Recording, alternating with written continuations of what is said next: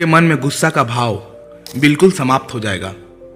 एक बार गौतम बुद्ध अपने शिष्यों के साथ किसी पेड़ के नीचे विश्राम कर रहे थे। उसी वक्त उनके एक शिष्य ने उनसे पूछा कि हे तथागत, हम लोग अक्सर देखते हैं कि अगर कोई मनुष्य को गुस्सा आता है और उनकी प्रवृत्ति भी गुस्से वाला है, वह मनुष्य चाह कर भी उसे नियंत्रण नहीं कर पाता है। मुझे ये जानना है कि हम अपने क्रोध को वश में कैसे कर सकते हैं। ये प्रश्न सुनकर भगवान बुद्ध बोले, तुम्हारे इस प्रश्न का जवाब के लिए मैं तुम्हें एक कहानी सुनाता हूँ। कहानी सुनने के बाद क्रोध को वश में करना तुम सीख जाओगे।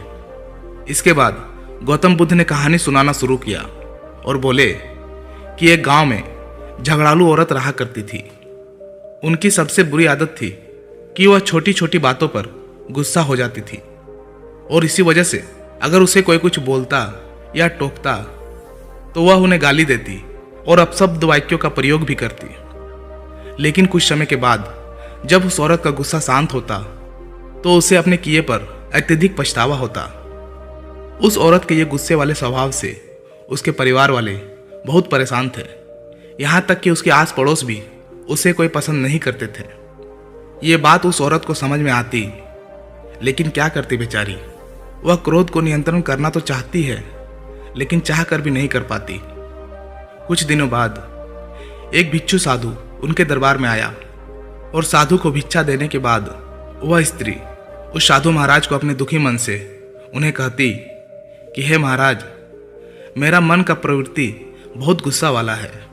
मैं छोटी छोटी बातों पर क्रोध करने लगता हूँ और ये प्रवृत्ति जो मेरे मन में आता है उसे मैं ठीक तरह से समझ रही हूँ, लेकिन क्या करें, मैं चाह कर भी उस प्रवृत्ति को, अपने क्रोध को शांत नहीं कर पाता हूँ। मैं बहुत परेशान हूँ। महाराज, मुझे कुछ उपाय बताइए। यह सुनकर साधु महाराज थोड़ी देर के लिए सोचे। उसके बाद अपने झोले से एक दवा की बोतल निकाली और बोले, यह बहुत ही सिद्धि किया हुआ दवा है, इसे लो और जब भी तुम्हें गुस्सा आए या कुछ अपशब्द कहने का मन करे तो इस दवा की 10 बूंदें अपने जीभ पर डाल लेना और मात्र 10 मिनट तक अपने मुंह को बंद रखना। याद रहे कि यदि 10 मिनट से पहले अपने मुंह को खोला तो ये दवा काम नहीं करेगी। इस दवा का असर बिल्कुल भी तुम्हारे शरीर में नहीं होगा। स्त्री को इतना कहकर वह साधु वहां से चले जाते हैं। इसके बाद वह स्त्री नियमानुसार उस साधु महाराज की दवा का प्रयोग करती। उसे जब भी क्रोध आता या अपशब्द बोलने का मन करता, वह इस दवा की 10 बूंदें अपने जीभ पर लेकर 10 मिनट के लिए मुंह बंद कर देती। यही क्रम लगातार 15 दिनों तक चलता रहा। उसके बाद यह हुआ कि उस स्त्री का गुस्सा धीरे धीरे नियंत्रण में आने लगा और अंत में एकदम से ही समाप्त हो गया। 15 दिन बाद जब साधु महाराज दोबारा उस स्त्री के दरबार में भिक्षा मांगने आया तो वह स्त्री उस भिक्षु साधु के पैर पकड़ लेती है और कहती है कि हे साधु महाराज, आपकी दवा ने तो मुझ पर जादू ही कर दिया। इस दवा के प्रभाव के कारण अब मुझे बात बात पर गुस्सा बिल्कुल भी नहीं आता और मेरे घर पर अभी बहुत अधिक शांति का माहौल भी है। अपने इस शांति वाले स्वभाव से मैं बहुत प्रसन्न हूँ महाराज। उस स्त्री की बातें सुनकर वह साधु मुस्कुराते हुए बोलते हैं कि मैंने जो दवा की बोतल तुम्हें दिया था उसमें दवा तो थी ही नहीं, उसमें तो सिर्फ पानी भरा हुआ था और तुमने अपने क्रोध स्वभाव पर काबू उस दवा की वजह से नहीं बल्कि चुप रहने की वजह से पाया है। यहाँ तक कहानी सुनाने के बाद भगवान बुद्ध चुप हो जाते हैं और कहते हैं कि गुस्से पर काबू केवल चुप रहकर ही किया जा सकता है, क्योंकि क्रोध में इंसान अपनी आपा खो देता है, अपने आप पर नियंत्रण नहीं रख पाता है और मुंह से अपशब्द बोलना शुरू कर देता है, जो एक नई झगड़े और नई परेशानियों को जन्म देती है।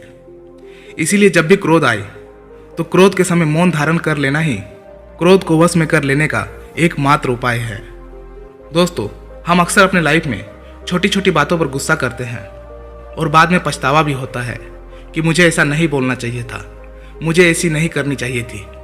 कभी कभी तो जब वो मनुष्य को अत्यधिक क्रोध आता है उस वक्त वह अपने आपा खोकर मानसिक और शारीरिक तौर पर कुछ ऐसे काम कर लेते हैं जिसका परिणाम उसे जिंदगी भर भुगतना पड़ता है।